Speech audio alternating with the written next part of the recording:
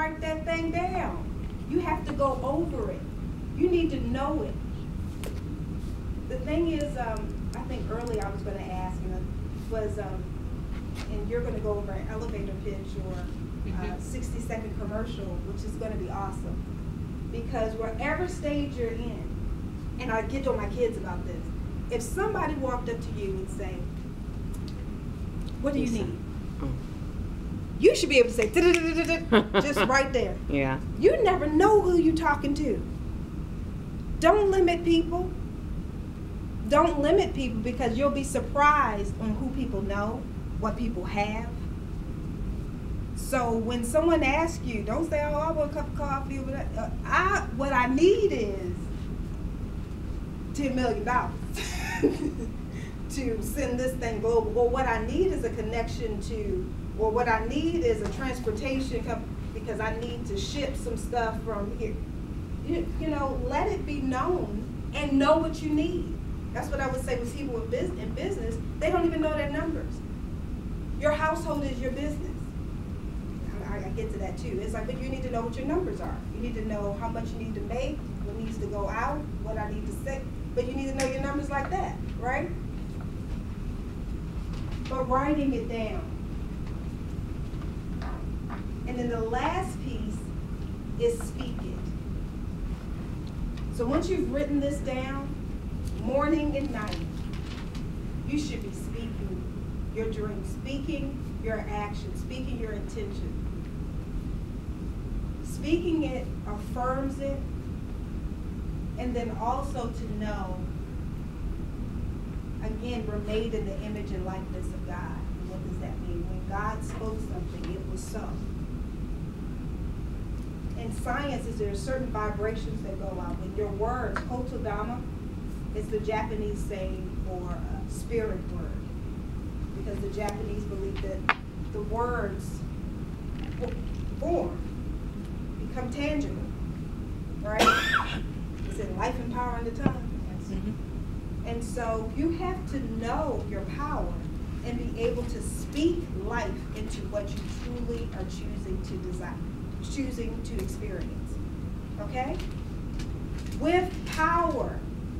And that's what people miss. You can't just say, oh yeah, I want value, or I want to transform lives. There ain't no power in that.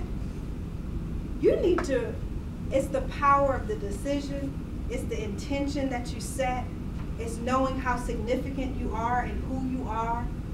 That brings the power in what you're saying. So whatever it is, if I'm choosing to go back to school, choosing to have a new job, choosing to open a business, choosing to travel the world, choosing to change lives, whatever that choice is, it's making the choice and then allowing the time and space, and it doesn't have to be a lot of time or space, to be able for God to show you, well, how do I need to map that out? And sometimes you're only going to get a piece of that map. You can't see the whole thing. It's unfair to show you all of it. But you can at least hold the vision. Do you agree? Mm-hmm. I am going to conclude and just say, I thank you all for allowing me to share with you all today. And I'm hoping that you're going to continue to dream big. How many of you are going to dream big? How many of you are going to live the dream, though? So that's the key. Because it's all... And that's the great thing about this group, is to be accountable. And so when you shared some things with each other, to know, hold each other accountable to it. To know that it's significant, you are significant, and you, and only you, are the one that's going to make that happen, right? And so it's not a small thing. Even if it appears to be a small thing, even if it's, I want to cook Sunday dinner for my family every, that's not a small thing. Family is a huge thing. The love that's given in creating a meal is a huge thing, and so there's no great and small in it. So only you can decide, only you can live it. Thank you again. I appreciate you. Shari, before Yes. you end, could you tell us again the 9 Yes. initiatives that you have? Just Were there so 9 we or can 10? There are 9. Oh, okay, good. Recognition, knowing who you are, gratitude, making sure daily you're in gratitude, intention, setting your intention. 4 is significance. The number 4 is significance. Who will you impact? How important are you? 5 is focus, and how the subconscious mind is at work. 6 is teachable culture. Always open to a new idea, new people, new concepts, and can you accept criticism? 7 is vision. Our minds are able to co-create, build something new, something never seen before. 8 is write, and how writing impresses physically, visually, and mentally imprints on our mind. And 9 is speak. Speak it in affirmation. Thank you. Thank you. How about some questions? Do you have any questions? Yes, Shari?